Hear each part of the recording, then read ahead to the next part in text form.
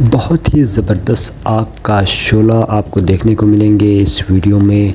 छोटी सी आग का शोला बढ़ते हुए बहुत बड़ा आग का शोला बन जाएंगे।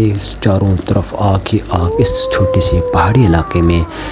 ये हमारे दो दोस्त हैं जो कि शरारत कर रहा है और ये शरारत करते करते बहुत इनके साथ मज़ा होने वाला है इस वीडियो में। आप पूरा वीडियो देखेंगे आपको बहुत मज़ा आएंगे। ولا ايش هو بس